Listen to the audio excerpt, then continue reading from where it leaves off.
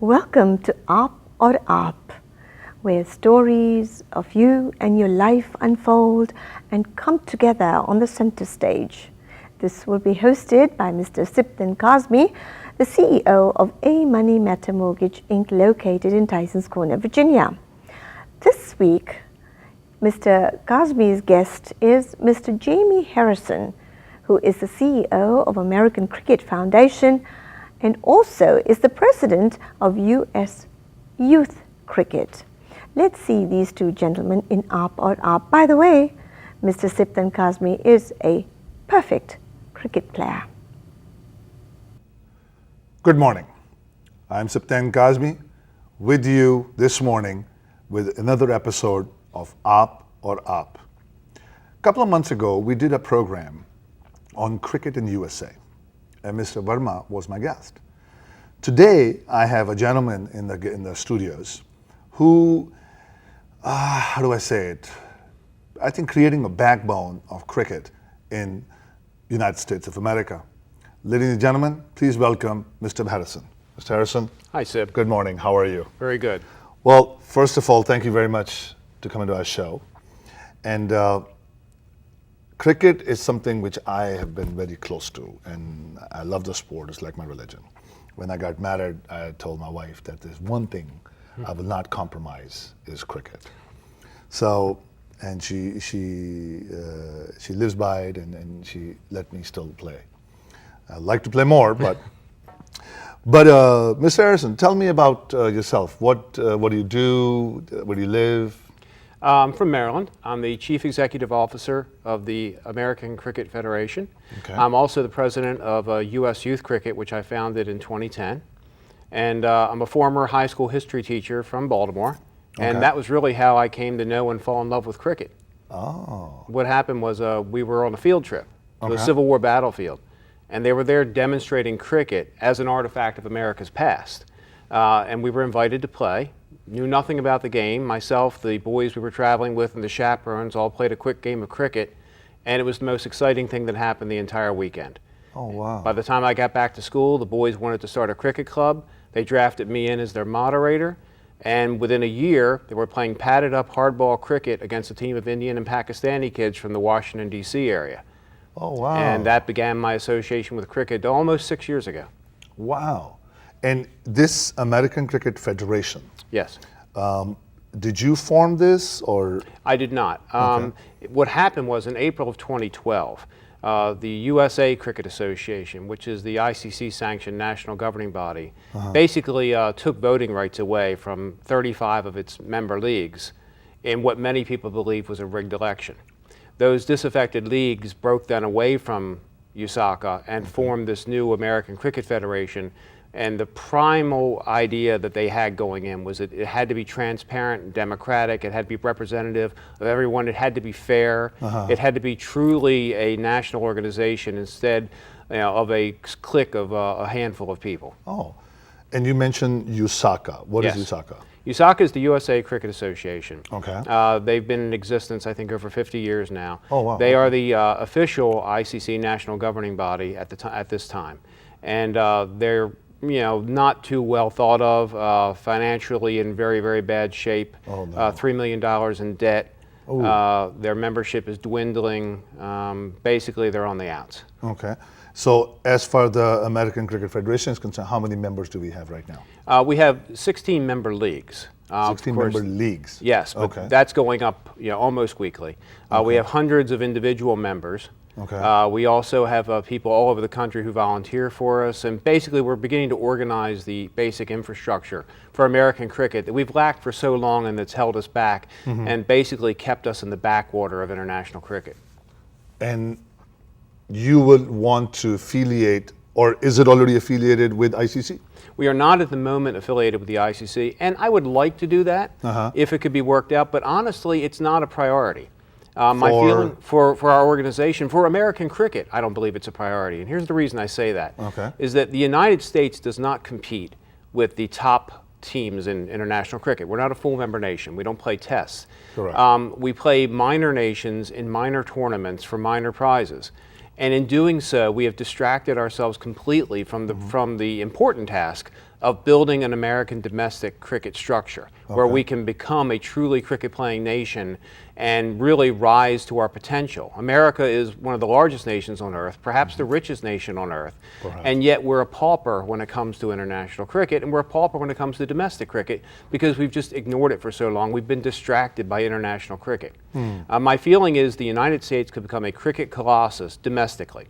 I want to create a domestic cricket program that is more in the mold of Major League Baseball and the National Football League than it is on the International Cricket Council. I want to make an American product for American players for an American audience. So you see T20s to be more popular, or one-day cricket, or test cricket in America? Well, T20s are definitely the entry drug. Correct. I mean, let's face it. Americans have a very short attention span when it comes to sports. The Masters golf tournaments are rare in that keeping people's attention for a number of days. Correct. Most Americans expect to go to an event and be done in 3 hours. So T20 is definitely the way we're going to introduce an American audience to cricket. But having said that, I myself was a novice to cricket who only appreciated T20s a handful of years ago. And now today I find myself far more riveted to test cricket than any other form of cricket. Correct. You have to learn the nuances of the game. You have to learn the subtleties of the game. You have to be able to appreciate the sport before you can really appreciate test cricket. But once you do, once you've reached that level of understanding, there's no turning back. Test cricket is clearly, a cut above every other form of cricket. So we're going to introduce America to cricket through the short form. But don't dismiss the Americans' capacity to one day become a rabid nation of test cricket lovers. Okay, I've been playing cricket in this Washington area since 1984. And sitting in 2014, 30 years later, definitely have seen more cricket. And now more grounds and all that. Obviously, population of cricket playing players and cricket playing world, they have increased also. And like WCL and WMCB, they have a lot of more teams. However, soccer, I'd like to compare with that. Soccer, the most watched sport in the world. Not really a top-notch in America. Do you see cricket going past soccer in America, up to that level? Or do you think down the road, can we have like an NFL popularity comparison to that? Here's the thing, and I think this really is something that is an unnecessary point of angst for cricket fans in America. I don't think cricket has to be the NFL or Major League Baseball or the NBA to have a great place in American sports. There are not as many people playing golf as there are playing baseball or football in the United States. Correct. But no one would say that golf, is a backwater nothing sport.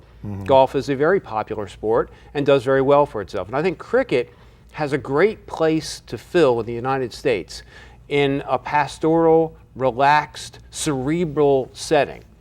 It doesn't have to compete with Major League Baseball to be successful. We're a nation of 330 million people.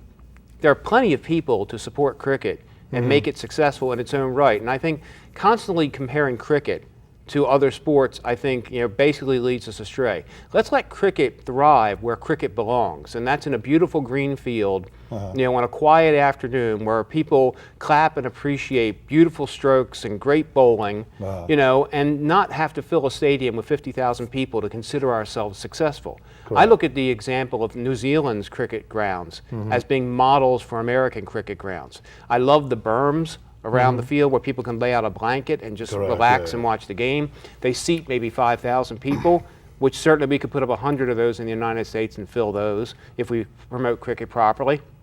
But I don't worry about cricket becoming the next NFL. Because the reason I compared is, end of the day, every organization and every federation need funds.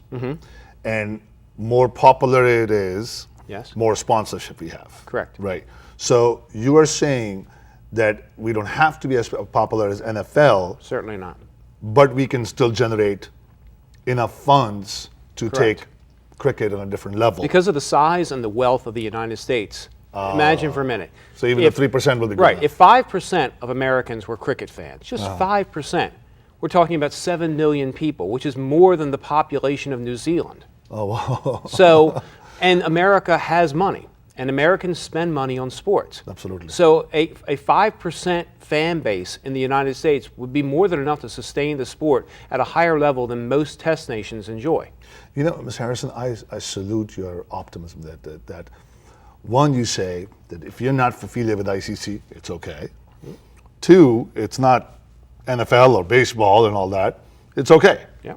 So that is really great future for cricket. So now, as American Federation Cricket Association, Federation, you will have teams in different states, or you concentrate in any particular area? Our league members will play each other during the April through September period in what we call the American Cricket Champions League. Okay. The American Cricket Champions League will pit teams against each other from leagues within a division. For example, the New England division will see teams from Massachusetts and Connecticut and New York competing against each other in home and away matches, just like in baseball or basketball or any other sport.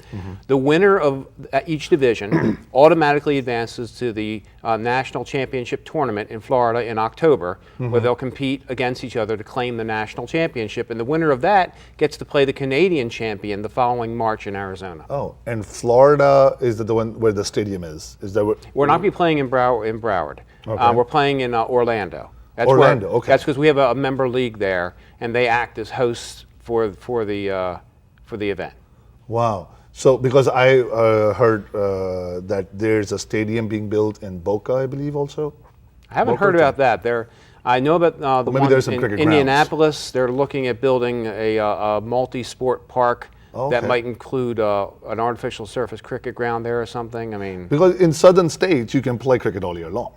You Right. don't have to wait for summer. True. Like That's why places we like put, Washington. Our North American Cricket Championship happens in March in Arizona, where it's going to be 75 degrees. You know, in the middle of baseball spring training out there. And in right. October, when we play the National Championship Tournament, it's in the mid 80s.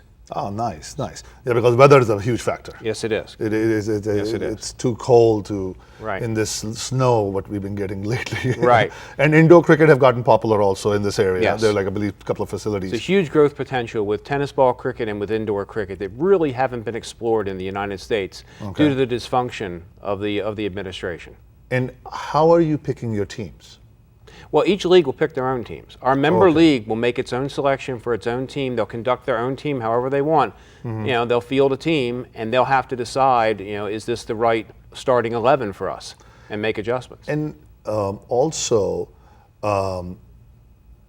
there was an article in ESPN, I believe, or something, that, what was it, that article I'm trying to think of? That one, you were mentioned in that article also, there was, you see strong potential in cricket. It's pretty obvious, and it's hats off to you. The amount of dedication and all that. Now, any recent changes because the article I just remember, Ian Chappell and Mr. Kalicharan, Yes. ex-West Indian, they have joined the organization, or their potential, or We have what's called our honorary advisory board. Okay. Ex-cricketers of major status basically have come together to offer us advice and support. That's Ian Chappell, Michael Holding, Clive Lloyd, Alvin those are Kalicharan, right? legends. Some Australians, Damien Martin, Stuart McGill, Nathan Brack, and also a current player, the Irish wicketkeeper Niall O'Brien, is one of our. yes. Okay. Oh, okay. Well, Mr. Harrison, I would love to sit here and talk more to you about cricket, but unfortunately, the short is time. I need to do a close-up on that. Certainly. But thank you so much You're for welcome. coming by, and thank you so much for giving so much effort and time to cricket, because cricket is like a religion, as I mentioned earlier. You know, I love that sport. I love playing and what not. But I want to thank you. Thank you so much. It was a pleasure Thanks, meeting you. Ladies and gentlemen, that was Mr. Jamie Harrison, CEO of American Cricket Federation. And if you want to inquire more about it, please contact me or the studios, and we would love to give you more information. Thank you very much, and have a great afternoon.